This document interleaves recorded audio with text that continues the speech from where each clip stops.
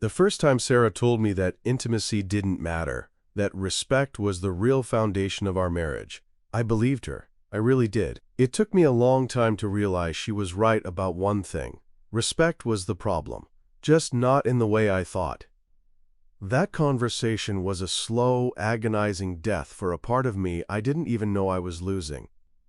It made me question everything about myself, my desires, and what I thought a marriage was supposed to be. For months, then years, I walked around with this gnawing guilt, convinced I was somehow deficient, too needy, or just plain selfish for wanting my wife. When we first got together, Sarah and I were inseparable. We met in college, shared dorms next door, and our lives just fused. She was vibrant, funny, and incredibly affectionate. We spent hours talking, laughing, and touching. Physical closeness was as natural as breathing for us. Our dates often ended tangled up on her futon, just talking, holding hands, and eventually making love. We moved in together after graduation, got engaged a year later, and married when we were both 25. Everyone said we were the perfect couple, that kind of old-school love that just clicked. For the first few years of our marriage, that feeling never faded. We traveled, bought our first house, started new careers. We supported each other, celebrated every little victory, and leaned on each other through the tough times. Our sex life was still passionate, playful, and regular. It was an essential part of how we connected, how we felt seen and loved by each other. We might argue sometimes, like any couple, but we always found our way back to each other, usually through a hug, a quiet apology, and then that familiar intimacy that sealed the reconciliation. The shift started subtly, almost imperceptibly, around our 5-year anniversary. Life got busier. Sarah got a promotion at work that demanded more of her time and energy. I was trying to launch a small side business alongside my main job. We were both tired, more stressed. I understood that. I tried to be supportive, to take on more of the household chores, to make sure she had space to decompress. I just figured the closeness would follow once the pressure eased up a little. But it didn't ease up. It just stopped. Or rather, it became a performance. Our cuddles on the couch grew shorter, less frequent. Our goodnight kisses became pecks. When I would reach for her hand, she'd sometimes pull away, saying she was hot or just tired. The excuses piled up. Headaches, stress, not feeling well, too much on her mind. I tried to be patient, to be understanding. I didn't want to add to her stress. I kept telling myself it was just a phase, that things would get back to normal eventually. Then came the conversation. I remember it vividly. We were lying in bed, the light from the street lamp filtering through the blinds. I had tried to initiate something, just a gentle touch, a whispered word. She turned away from me, her back stiff. I asked what was wrong, if she was okay. That's when she said it. She said she felt like our relationship was becoming only about sex for me. She said that true partnership was about mutual respect, about supporting each other's goals and dreams, about building a life together. Intimacy, she said, is just one small part of that, and honestly, sometimes it feels like a chore. That hit me like a physical blow, a chore. The thing that made me feel connected, loved, and desired, she saw as a burden. I didn't know what to say. I felt like I'd been stripped bare, exposed as selfish. She went on to explain that she felt pressured, that she valued our intellectual connection and companionship more than all that physical stuff. She even said that a truly mature relationship moves past the initial infatuation and finds a deeper, more profound kind of love. A kind that didn't need constant physical validation. She told me I needed to learn to respect that, and to understand that she loved me, but not in that lustful way anymore. I spent weeks reeling from that. I replayed every word, every gesture. Was I really that shallow? Was I failing as a husband by wanting physical affection? I started to pull back, to guard myself. I stopped initiating. I stopped reaching for her hand. I stopped trying to cuddle. I tried to show her I respected her wishes, that I valued her perspective. I focused on supporting her career, listening to her problems, being the stable partner she said she needed. I told myself this was maturity, this was respect, this was love. But inside, something was dying. I felt unseen, undesirable, and profoundly lonely. We were roommates, we were friends. We were partners in life, sharing bills and household duties, but the warmth, the spark, the intimate connection that had defined us was gone. And I kept telling myself it was my fault for wanting it so badly. I started feeling like a guest in my own home, tiptoeing around her moods, trying not to ask for too much, trying to be the respectful husband she wanted. Sarah, meanwhile, seemed to blossom. She started dressing differently, more stylishly. She spent more time on her hair and makeup, even for just a normal workday. She had new energy, a new spark in her eyes when she talked about her job, her colleagues, her projects. She seemed happier, lighter, more confident than she had been in years. And I was happy for her, genuinely. But I couldn't help but notice that none of that newfound vitality ever seemed to extend to me or to our shared life at home. Her phone became an extension of her hand. She was always on it, even when we were supposedly spending time together. She'd be scrolling through social media, answering texts, or just quietly typing away. When I'd ask who she was talking to, she'd say, "Just work stuff," or "my sister," or "a friend." Her answers were always vague, dismissive, and she kept the screen angled away from me, almost instinctively. It was a subtle thing, but it started to gnaw at me. She never used to be like that. We used to share everything, even silly texts. Now, her phone felt like a secret compartment. She also started working late more frequently. "Big project," she'd say. "Deadline crunch." I'd make dinner, wait for her, and she'd often arrive home after 9 p.m., exhausted, sometimes apologetic, sometimes not. She'd shower, eat quickly, and then disappear into her phone again before falling asleep almost immediately. When I asked about the project details, she'd give me vague answers, talking about strategy meetings and client presentations. I told myself it was just work. People get busy. One Tuesday evening, she came home later than usual. It was almost 10 p.m. She smelled faintly of some cologne I didn't recognize. Not hers, not mine. It was light, a fresh, clean scent, but distinct. She brushed past me in the hallway, said she was starving, and went straight to the kitchen. I stood there for a moment, just breathing it in. It wasn't unpleasant, but it wasn't her. And it wasn't the smell of an office. It was a scent that clung to clothing, an intimate scent. I shook it off, telling myself I was being paranoid. Maybe she'd hugged a male colleague goodbye. Maybe she'd been in a busy elevator. I tried to dismiss it, but the faint, foreign scent lingered in the air, and in my mind, long after she had disappeared into the shower. That faint, unfamiliar cologne smell from Sarah didn't leave my mind, even as I tried to scrub it away with rational explanations. I told myself it was nothing, a fluke. But the quiet certainty I once had in our marriage began to erode, replaced by a low hum of unease. My perception shifted.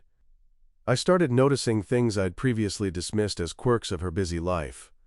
Her phone, for instance, became an extension of her hand. It was always there, screened down on the table, or tucked into her pocket, or clutched in her palm. If I entered the room, she'd angle it away, or quickly lock the screen. Sometimes, I'd hear a faint ping or buzz and she'd jump, her eyes darting to the device with an urgency she rarely showed me. I'd ask, "Who was that?" and she'd offer a dismissive, "Just work," or "a group chat," without elaborating. The evasiveness was new. Our conversations, already strained by the intimacy issue, grew even more superficial. I'd try to talk about my day or a problem at work, and she'd listen, but her attention felt divided, her responses perfunctory. When I'd try to initiate deeper conversation, about us, about our future, she'd retreat behind her familiar walls. "We've discussed this," she'd say, her voice flat. "I'm focusing on my career. I need you to respect that." Respect became her shield. a weapon she used to deflect any discussion that made her uncomfortable. The late nights became more frequent. "Big project," she'd explain, or "client in a different time zone." Her explanations were always vague, lacking the details she used to share. In the past, she'd excitedly tell me about the challenges, the personalities, the triumphs. Now it was just work, a monolithic, uninteresting entity. I'd make dinner, and it would sit in the oven, getting cold, while I waited. She'd come home exhausted, or so she claimed, and would be in bed moments after walking through the door. I started to feel like a placeholder, someone she lived with, but not truly 20-20-20, Stasted. The emotional distance stretched into a chasm. I felt a pang of guilt for even suspecting anything, remembering how I'd blamed myself for the intimacy issues. Was I just projecting my own insecurities onto her? Was I really so needy that I was turning her natural ambition into something sinister? I wrestled with these thoughts, trying to reconcile the Sarah I knew with the guarded stranger in my home. One evening, I came home to find her on the phone in the living room. Her voice was low, hushed, almost conspiratorial. She was laughing, a light, genuine laugh I hadn't heard directed at me in months. As soon as I opened the front door, her voice dropped even lower. She saw me. Her eyes widened slightly, and she abruptly said, "I have to go. I'll call you back." She snapped her phone shut, her expression hardening instantly. "Everything okay?" I asked, trying to sound casual. She just shrugged. "Just a work call, nothing important." The sudden shift in her demeanor, the way her joy evaporated, left me cold. A few weeks later, she started going to the gym much more regularly. Not just the gym, but a specific fitness class that started at 6 a.m. She'd be out of the house before I was even awake.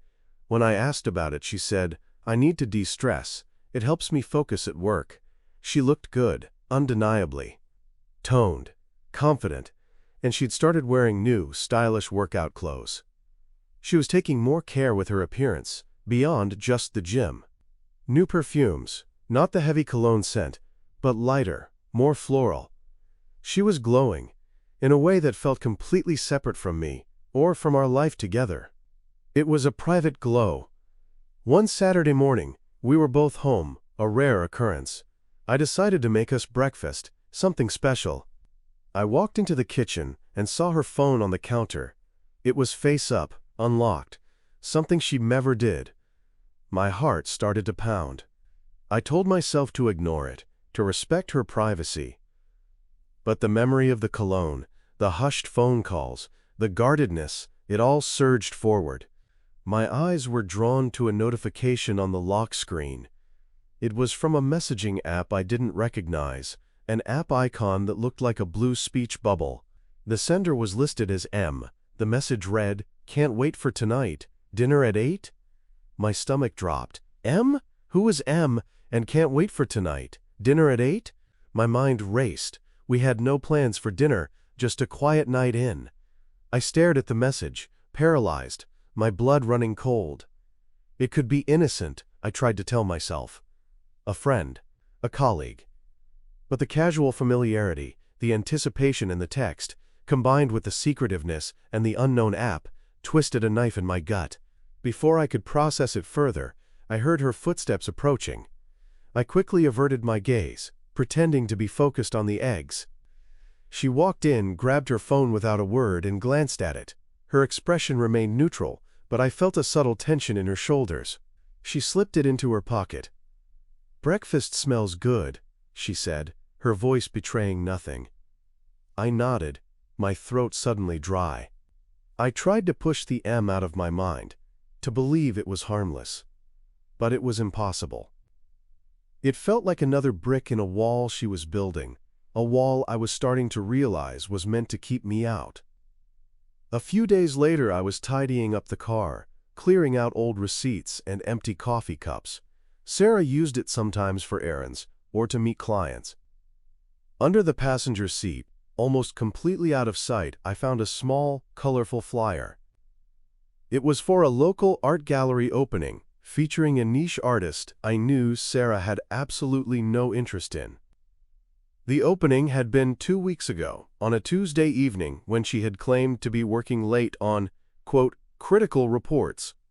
On the back of the flyer, scribbled in a handwriting that wasn't hers, was a phone number and a single initial, M. The world seemed to tilt. M. The gallery. The Tuesday night. The cologne. The hushed phone calls. The secret app. It all coalesced into a single, terrifying image. I stared at the flyer, my hands trembling slightly. This wasn't vague anymore. This wasn't paranoia. This felt like a punch to the gut. The respect she claimed was so important, the respect she demanded from me, was not something she was extending to our marriage. It felt like a blatant lie. I folded the flyer carefully, tucking it into my wallet. I knew with a chilling certainty that I couldn't ignore this anymore. I folded the flyer from the art gallery, the one with M and the phone number on the back, and tucked it into my wallet. My hands were shaking, and it wasn't from anger yet, but from a cold, quiet dread. It was the feeling of knowing something fundamental was wrong, something that couldn't be explained away as just tired or stressed. The pieces were starting to fit, and the picture they formed was ugly. I spent the next few days in a strange state of heightened awareness. Every word Sarah spoke, every movement she made, was filtered through this new lens of suspicion. It felt like I was watching a movie where I already knew the ending, but I had to sit through all the details leading up to it. She was still dismissive, still guarded with her phone, still quick to shut down any conversation that veered into our emotional space. The respect argument remained her ultimate shield. If I pressed, she'd accuse me of not respecting her need for space, her career, or her intelligence. It was a perfect trap, designed to make me feel like the problem. One evening while Sarah was in the shower, I took out the flyer again. My thumb hovered over the numbers. What would I even say? Is this M? Are you having an affair with my wife? The thought made my stomach clench. Instead, I typed the number into my phone, saved it as M, and then, without thinking, hit call. It rang twice before a man's voice, deep and calm, answered, "Hello." I froze, my heart hammering. I immediately hung up without a word, my finger fumbling on the screen. He hadn't said a name, hadn't sounded surprised. Just a normal, neutral, hello. My mind raced, trying to decipher meaning from that single syllable. It wasn't Sarah's brother or an old friend. It was just a man.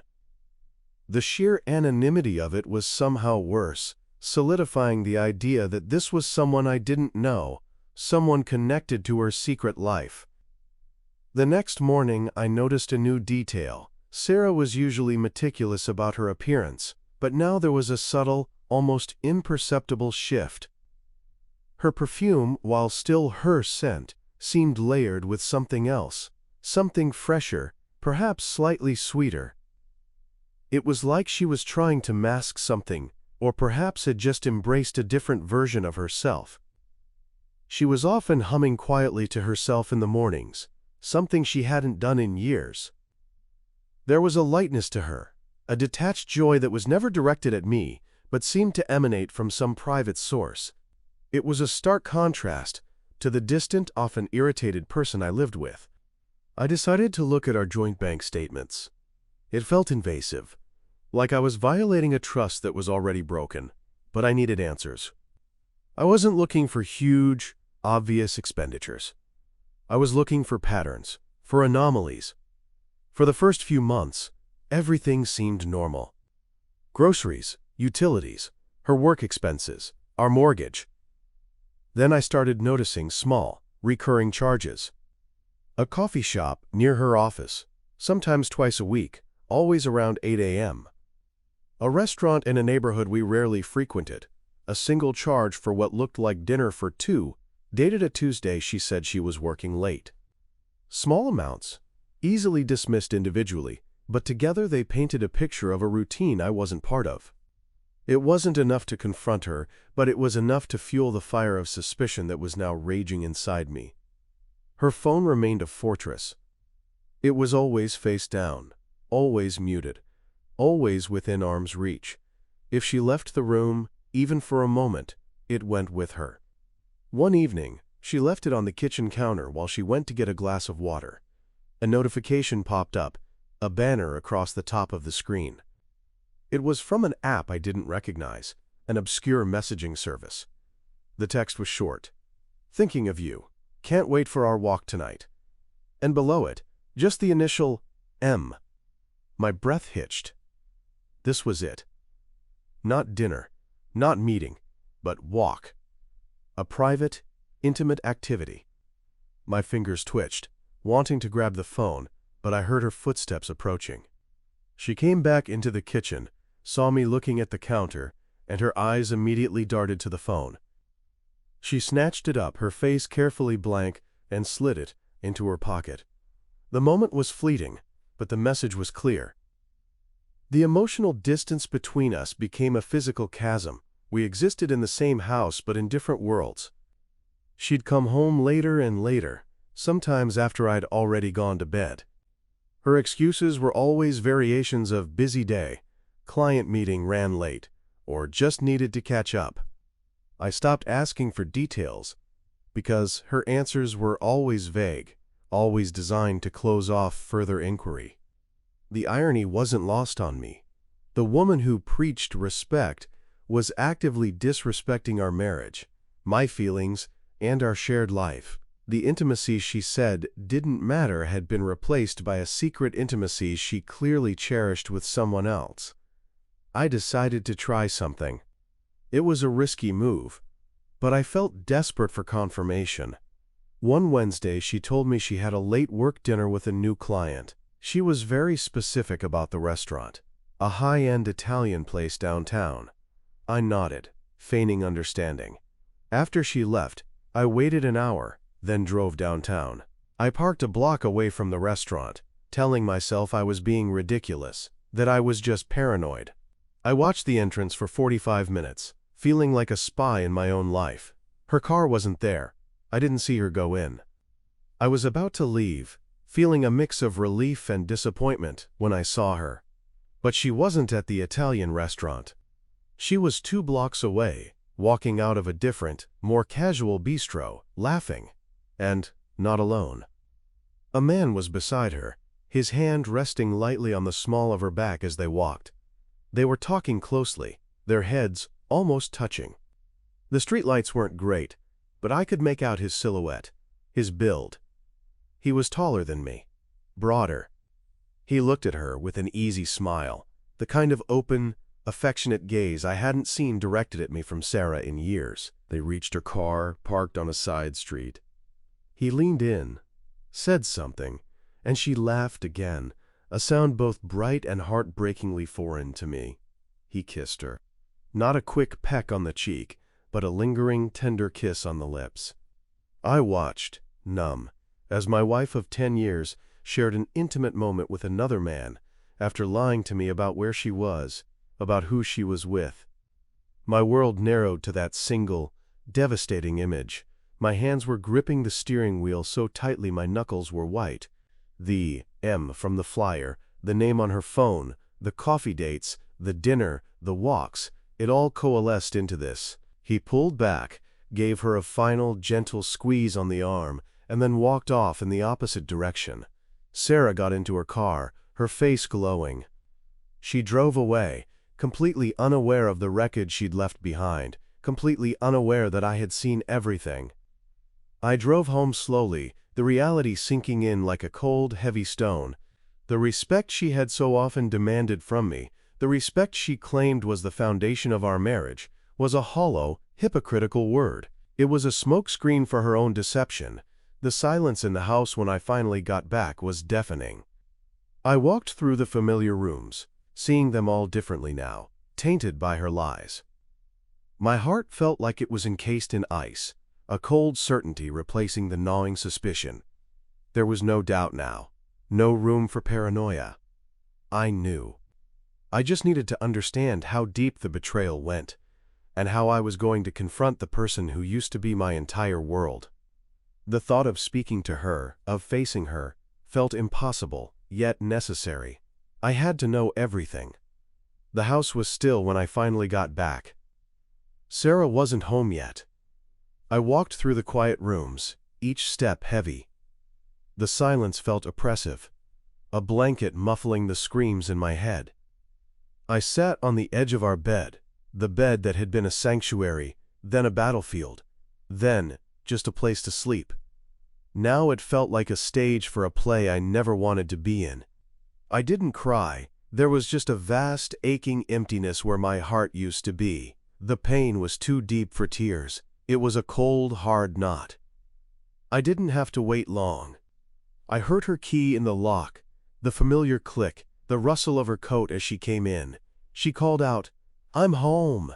Her voice sounded light, almost cheerful, a stark contrast to the hollow echo inside me. She walked into the bedroom, already halfway through untying her scarf. Her eyes met mine, and the cheerfulness vanished. Her smile faltered, then dropped. She saw the look on my face, the absolute devastation that must have been written all over it. "What's wrong?" she asked, her voice cautious now. She held her scarf clutched in her hands, suddenly looking small. I stood up slowly. "I saw you tonight, Sarah," I said, my voice flat, emotionless. It felt like someone else was speaking. "After you left work, I saw you." Her eyes darted away, then back to me. A flicker of fear, then defiance crossed her face. "Saw me where? I told you I had a late meeting. It ran over." She started to sound a little defensive already, defaulting to the well-worn script.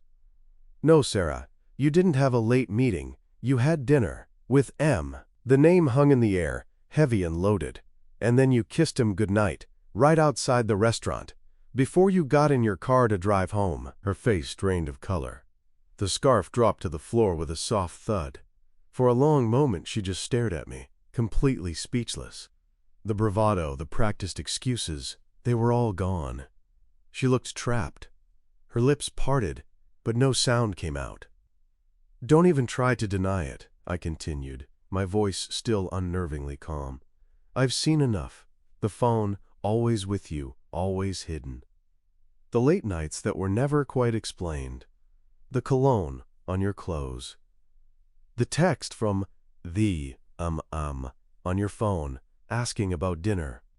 The art gallery flyer in the car, with his name and number. The charges on the bank statement for 2 people at places I've never been with you." I listed them, each point a hammer blow, not to her, but to the life I thought we had. "I saw him, Sarah. I know who M is. I saw you kiss him." She finally found her voice, but it was barely a whisper. It's not what you think," the oldest line in the book. "Isn't it?" I asked, a bitter laugh escaping me. "What do I think, Sarah? Do I think you're having an affair? Because that's exactly what I saw. That's what all the signs have been pointing to for months. Was that what you meant when you said intimacy didn't matter? As long as we had respect?" She recoiled as if struck. "Don't bring that up," she pleaded, her voice rising now. "This has nothing to do with that." "It has everything to do with that," I retorted, my calm finally cracking. "You pushed me away. You made me feel guilty for wanting to be close to my own wife. You said it was a chore, that respect and intellectual connection were the true foundation. And all this time, you were getting that intimacy, that physical connection, from someone else. You lied to me. You lied to my face, over and over, while I was trying to respect your boundaries." She started to cry then, silent tears tracing paths down her cheeks. "I didn't mean to hurt you," she mumbled, her voice thick. It just happened. I felt so alone. You were always so busy, so consumed with your own things." The accusation stung, especially after all the self-doubt and guilt I'd carried. Consumed with what, Sarah? Trying to understand what was happening to us? Trying to be the husband you said you needed? You pushed me away, and then you blame me for feeling alone? You built a wall between us and then went looking for someone to climb over it with you. He listened, she said, looking up at me, her eyes red. He understood me. He made me feel wanted. Wanted? I echoed, the word tasting like ash. And I didn't?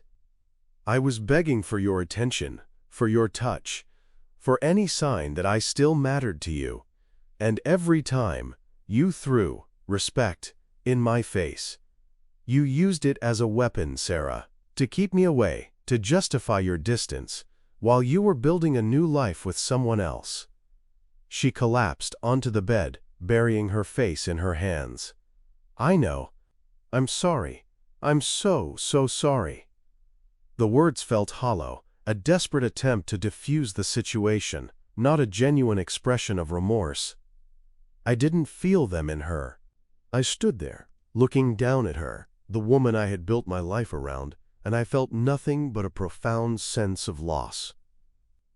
Not just for our marriage, but for the years I had spent trying to understand a problem that was never truly about me. The lack of intimacy wasn't the problem. It was a symptom. The real problem was the erosion of respect. It had started subtly, with her dismissiveness, her veiled criticisms, her emotional distance. Then it escalated into outright deception. She didn't respect me enough to be honest, to talk about her unhappiness, or to even end our marriage with dignity. Instead, she chose to live a lie, demanding respect from me while she simultaneously disrespected everything we had built. "This is over, Sarah," I said, the words cutting through the air. They were hard, final. There was no going back from this. No conversation, no apology, no explanation could mend the chasm she had created. The foundation she had claimed was built on respect had been crumbling for years, and now it had finally collapsed completely. She sobbed, but I felt nothing for her tears. My own grief was too overwhelming, too consuming. I walked out of the room and started packing a bag. I didn't know where I was going, but I knew I couldn't stay there, not another night. The silence in the house, once oppressive, now felt like a desperate plea for space, for quiet, for me to begin to process the wreckage. The next few weeks were a blur of lawyers, temporary arrangements, and the slow, painful unraveling of our shared life. Sarah tried to reach out, to apologize again, to explain how confused she had been. But the words were meaningless. The damage was done. The trust was shattered, beyond repair. Our conversations were brief, logistical, devoid of any genuine emotion from my side. I was numb, operating on autopilot. I moved into a small apartment downtown. It was empty, impersonal, but it was mine. In the quiet evenings, I would sit alone, replaying the last few years, seeing all the subtle shifts, the guarded glances, the half-truths that I had dismissed as paranoia. I realized that my longing for intimacy was not just physical. It was a desperate attempt to reconnect with a wife who had already emotionally left me. The physical distance was just the final, undeniable proof of a much deeper betrayal. The pain is still there, a dull ache that surfaces unexpectedly, but with it comes a strange sense of clarity. The respect she demanded was a smokescreen for her own self-serving actions. The respect she gave to me, to our marriage, had evaporated long before she found someone else. It was the first thing to go. And that, I've realized, is what truly broke us. Not the lack of intimacy, but the absolute void of respect that paved the way for everything else. I'm starting to understand that true intimacy cannot exist without genuine respect, and she had destroyed that long ago. I'm learning to rebuild, slowly, carefully, one day at a time, in a life that is now entirely my own.